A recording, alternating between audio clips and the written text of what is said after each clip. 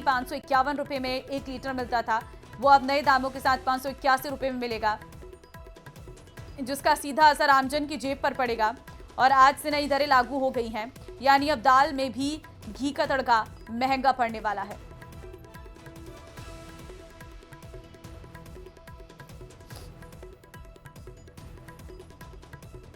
आज राजस्थान के सबसे मशहूर घी के ब्रांड सरस में कीमतों में अचानक से उछाल आया है। एक झटके में 1 किलो सरस घी की कीमत में 30 रुपए इजाफा कर दिया गया, यानी कि जो 1 किलो घी 551 रुपए में आया करता था, वो घी बढ़कर अब 581 रुपए किलो तक जा पहुंचा है। सर्दियों में घी की सबसे ज्यादा खपत होती है और सरस घी को शुद्ध घी के तौर पर भी राजस्थान के अंदर जाना जाता है। और हम इस समय सरस घी पार्लर की सबसे बड़ी जयपुर की डेयरी पर इस समय मौजूद हैं। हमारे साथ जो ये घी का काउंटर है, आप देख सकते हैं, ये यहाँ पर जो है इस पार्लर पे घी मिलता है। मैडम, क्या नाम है आपका? सुमन चौधरी। सुमन जी, ये बताइए कि घी क्या भाव था, कितना हो चुका है? सर, कल घी की रेट, आज घी की रेटें बढ़ी है। पहले 551 था 1 लीटर, आज 581 हो गया। आपको लगता है कि कीमतें बढ़ने से ग्राहकों पर असर आएगा इसका? सर, ऐसा कुछ नहीं है, घी की रेट में कुछ खास बढ़ोतरी नहीं हुई। सारे ब्रांड पहले महंगे हैं और अभी जीएसटी से कुछ कम हुआ था। बाकी अदरवाइज हमारे अकॉर्डिंग तो घी की रेट सही है। आई थिंक बढ़ी है जितना बढ़ना चाहिए था। अदर ब्रांड को देखते हुए सरस सबसे अच्छी क्वालिटी होते हुए भी कम था, तो घी की रेट इतना जो बढ़ी है वो सही है। ये घी के काउंटर पर हैं और इनका साफ तौर पर कहना है कि बहुत ज़्यादा जो है वो कीमतें नहीं बढ़ी है। हालांकि जीएसटी में कुछ कमी आई थी, लेकिन एक बार फिर से बढ़ा दिया। कुछ और भी हमारे साथ शहरवासी यहाँ पर मौजूद है। मैम, 30 रुपये घी की कीमत 1 किलो की बढ़ गई है। यहाँ पर 551 रुपये था, 581 हो गया। आपको क्या लगता है, बढ़नी चाहिए 30 रुपये कीमत? मौसम के हिसाब से बढ़ गई है और मार्केट में तो और भी महंगा है। हाँ, तो आपको लगता है ठीक है 30 रुपये बढ़ना? हाँ, ठीक है।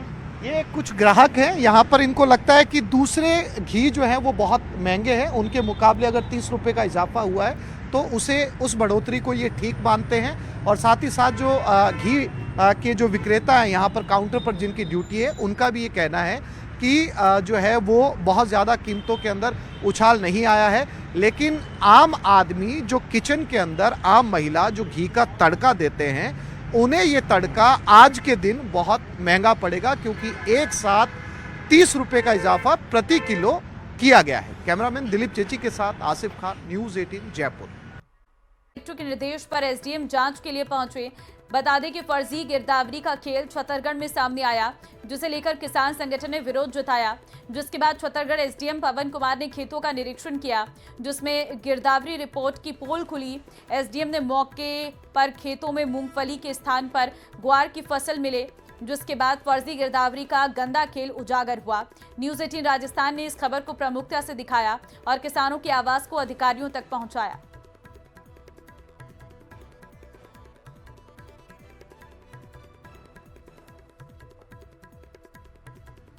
जैसलमेर इन दिनों पर्यटकों की पहली पसंद बन चुका है। हजारों देसी विदेशी पर्यटक जैसलमेर, सम, तनोट, पोखरण और रामदेवरा पहुंचकर इन पर्यटन स्थलों का आनंद ले रहे। जिले भर के बाजारों में भी रौनक देखने को मिल रही। पर्यटकों ने न केवल स्थलों की तारीफ की, बल्कि आमजन की स्वागत भावना की भी सराहना की है।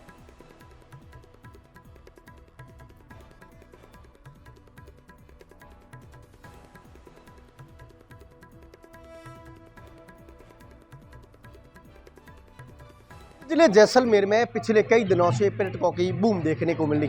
इसमें सबसे अधिक जो पर्यटक है वो गुजरात के हैं। महिला, पुरुष, बच्चे हैं। उत्साह के साथ पिछले दीपावली के जश्न के बाद पिछले 5 दिनों से जैसलमेर है वो गुजराती पर्यटकों में तब्दील हो चुका है। और जैसलमेर का सोनार दुर्ग हो, पटवा हवेली हो, गड़ीसर लेक हो, या सम के मखमली धोरे हो, या तनोट में विश्वविख्यात तनोट माता मंदिर हो, या पश्चिमी राजस्थान का महाकुंभ कहे जाने वाला बाबा रामदेव समाधि स्थल, या फिर पोखरण का बालागढ़ दुर्ग है।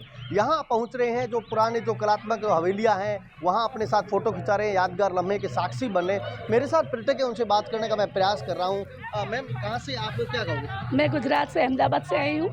मैंने यहाँ रामदेव पीर का मंदिर देखा, तनोज माता मंदिर देखा, और यहाँ पोखरणगढ़ घूमने आए और आगे जैसलमेर भी जाएंगे, वहाँ भी घूमेंगे। बहुत अच्छा है यहाँ रनुजा और ये राजस्थान बहुत घूमने लायक जगह है, सबको आना चाहिए। क्या कहोगे? हाँ, तो सबको पसंद है राजस्थान में यहाँ आना, और गुजराती लोगों को तो बहुत पसंद है।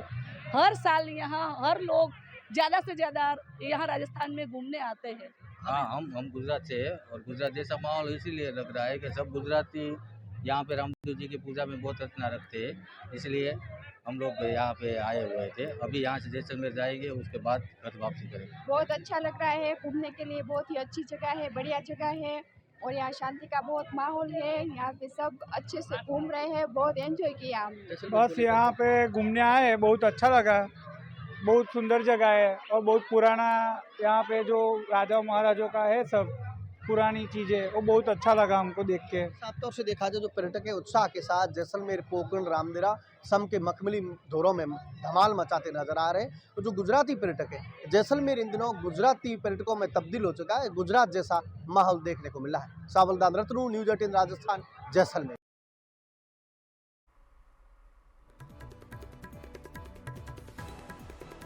सीएम भजनलाल का कोलकाता दौरा, प्रवासी राजस्थानी समिट में कर रहे शिरकत। मंत्री झाबर सिंह खर्रा भी मौजूद हैं, आपको कार्यक्रम की तस्वीर दिखा रहे। कैबिनेट में मेरे साथी नगरीय विकास मंत्री श्रीमान झाबर सिंह जी खर्रा साहब, हमारे सैनिक कल्याण बोर्ड के अध्यक्ष पूर्व विधायक श्रीमान प्रेम सिंह जी बाजौर साहब, हमारे पूर्व सांसद पूर्व मंत्री सुभाष महेरिया जी, हमारे इस राजस्थान फाउंडेशन के इस कोलकाता चैप्टर के अध्यक्ष संतोष कुमार राजपुरोहित जी, हमारे प्रमुख सचिव उद्योग और वाणिज्य आलोक गुप्ता जी, अध्यक्ष India humanity foundation Shekhar Mehta ji, प्रबंध निदेशक Titagarh rail system limited Umesh Chaudhary ji, प्रबंध निदेशक बांगुर समूह श्रीमती अलका बांगुर जी, अध्यक्ष पैटर्न समूह HP बुधिया जी, CII पूर्वी क्षेत्र के अध्यक्ष शाश्वत गोयनका जी, सालासर मंदिर से हमारे प्रकाश पुजारी जी, बबलू पुजारी जी, खाटू श्याम के हमारे प्रताप जी, हमारे लखोटिया जी, नितिन जी और हमारे सभी अधिकारीगण और इस कार्यक्रम में आए मेरे पूजा योग बुजुर्गों, नौजवान दोस्तों और माता और बहनों, सबसे पहले तो मैं इस चैप्टर में आप सभी को आने के लिए बहुत बहुत अभिनंदन करता हूं, स्वागत करता हूं। मित्रों, आज मैं यहां फ्लाइट से लगभग 2-2.25 घंटे में पहुंचा, लेकिन मुझे ऐसा ही नहीं लग रहा कि मैं राजस्थान से बाहर हूं। मुझे अनुभव ये हो रहा है कि मैं अब भी राजस्थान के अंदर हूं, क्योंकि जब मैं देख रहा था ये झुंझुनू, ढूंढलौद, सीकर, चूरू, बीकानेर,